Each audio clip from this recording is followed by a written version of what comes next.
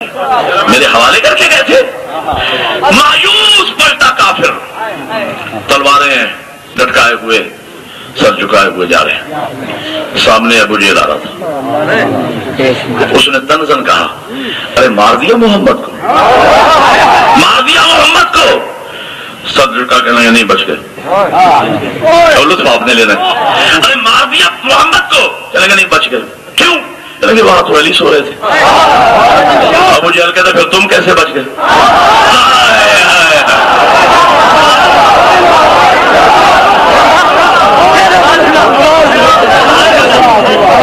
ساری زندگی کا شب زندہ دار علی نہیں سوئے.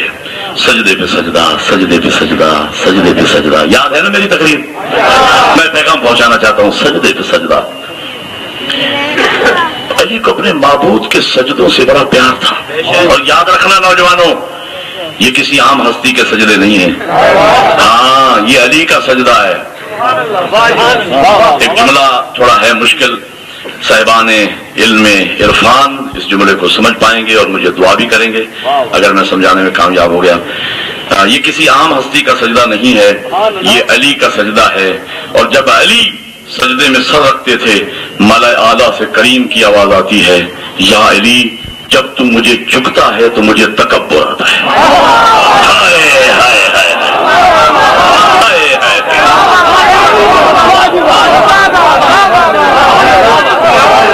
مل کے بلند آواز سے جیو.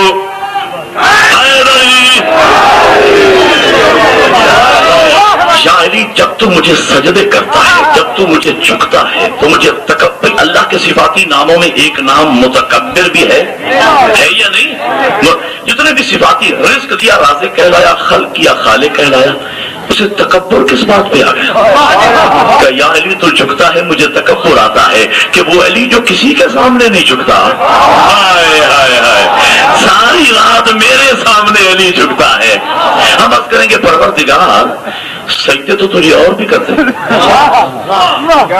اب میں نے اور کسی کا نام تو لینا نہیں، میں ہر بندے کا نام مجلس میں لیتا نہیں. میری کوشش ہوتی ہے کہ مجلس میں میری زبان پہ اسی کا نام رہنا چاہیے جس کا نام لینا ختم قرآن کا سو.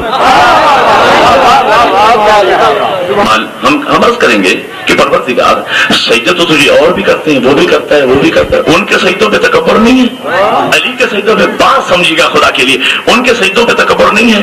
فقط علی کے سجدے پہ تکبر کیوں ہے؟ کہا ہاں مجھے فقط علی کے سجدے پہ تکبر ہے. ان کے سجدے پہ تکبر اس لیے نہیں ہے کہ وہ کبھی لات کو جھکے کبھی منات کو جھکے. ہائے ہائے.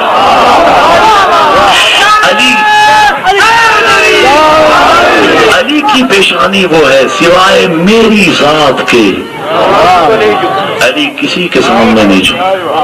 اور اس بات کی دلیل کے طور پر میں سامنے کی بات کہوں، ہمارے برادران اہل سنت اللہ انہیں سلامت رکھے، باقی اصحاب کا نام لیتے ہیں تو رضی اللہ تعالی عنہ کہتے ہیں.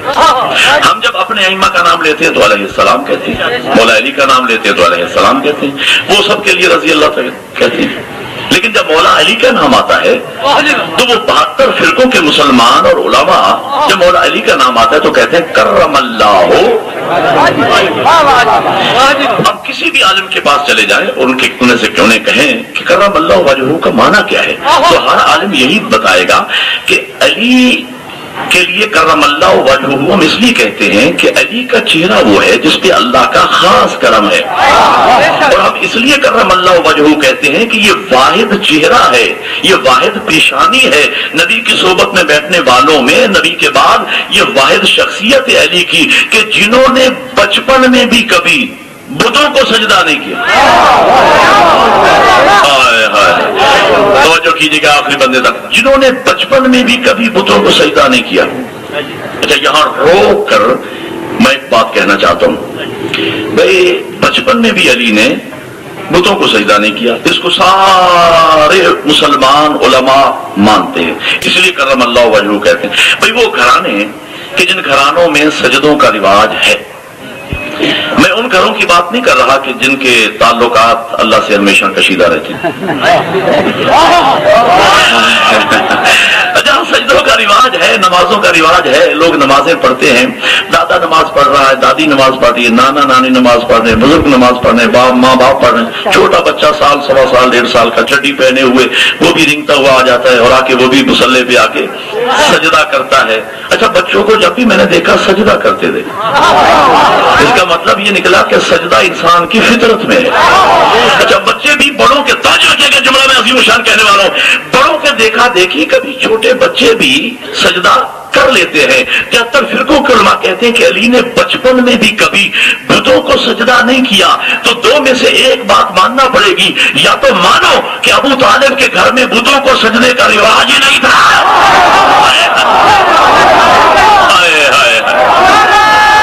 مل کے بولو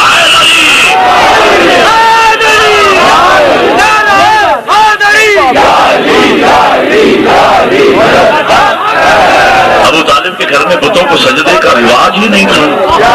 ابو طالب کو مومن قریش مانو اور یہ بھی مانو کہ علی بچپن میں بھی امام تھے، ورنہ بڑوں کے دیکھا دیکھی کبھی تو بچہ بھی سجدہ کرتا، اور جو ہے یا نہیں۔ تو اللہ کے ناموں میں ایک نام متکبر بھی ہے، تکبر۔ یا علی جب تو مجھے جھکتا ہے، جملہ اگلا سنیے گا، جب تو مجھے جھکتا ہے مجھے تکبر آتا ہے، اور یا علی جس قدر تیرا عجز بڑھتا جاتا ہے میرا تکبر بڑھتا جاتا ہے۔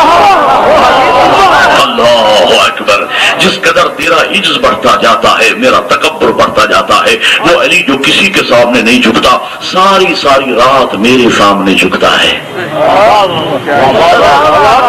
اب میں نتیجے کے قریب پہنچ گیا۔ زندگی کا شب زندہ دار علی سجدے پہ سجدہ، علی کو اپنے معبود کی عبادت سے، میری ملت کے نوجوان سر اٹھانا اور جملہ سمجھنا، علی کو اپنے معبود کی عبادت سے اتنا عشق تھا، اتنا پیار تھا علی کو کہ منزل عشق پر آ کر علی نے وعدہ کر لیا، پروردگار میرا تیری ذات سے وعدہ ہے، اگر کوئی میرا کہلائے تجھے سجدہ نہ کرے، علی کا اس سے کوئی تعلق نہیں ہے۔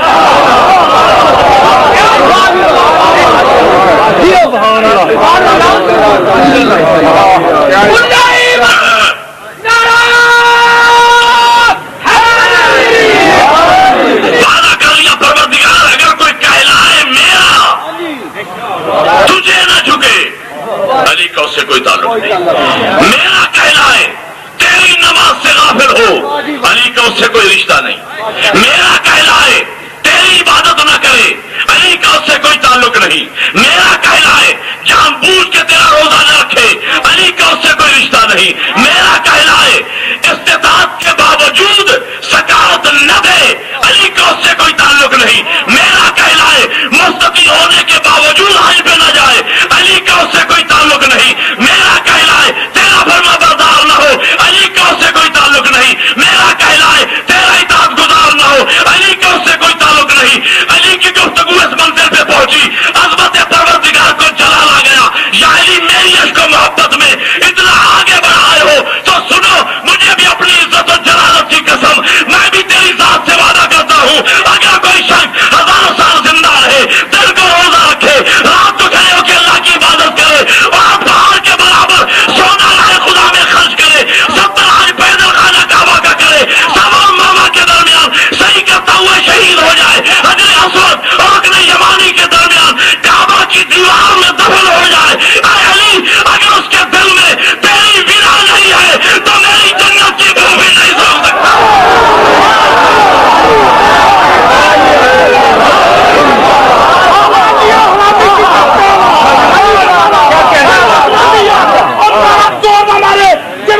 نہ مارے دونوں ہاتھ بلند کر کے نعرہ مل کے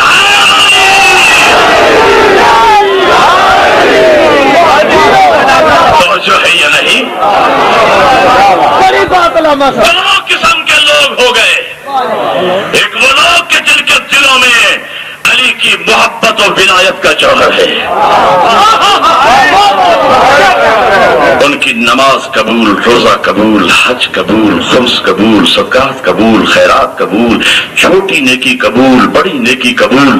اور جن کے دلوں میں اہل بیت کی ولایت کا موتی نہیں ہے، نہ ان کی نماز قبول، نہ روزہ قبول، نہ حج، اس لیے کہ محبت اہل بیت اجر رسالت ہے۔ نہ ان کی نماز قبول، نہ روزہ قبول، نہ حج قبول، نہ خمس قبول، نہ صدقات قبول، نہ خیرات قبول۔ میری ملت کا نوجوان سر اٹھا کے بیٹھے ایک طالب علم، تیرے مذہب کا میں طالب علم ہوں، میرا حق بنتا ہے میں اپنے ملت کے بچوں سے بات کروں۔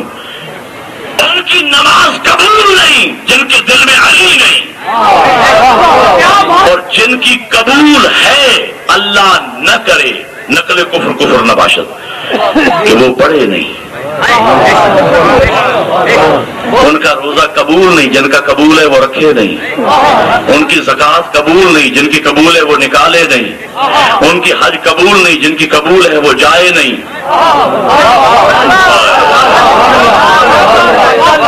مجھے بتاؤ پھر یہ کربلا والوں نے دین کس کے لیے بچایا ہے؟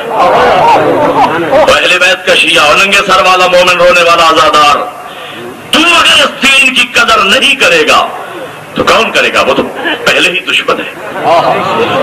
یہ کربلا والوں نے یہ دین ان ننگے سر والوں کے لیے بچایا ہے۔ تیرے مرشدوں کا دین پہ خرچہ ہوا ہے۔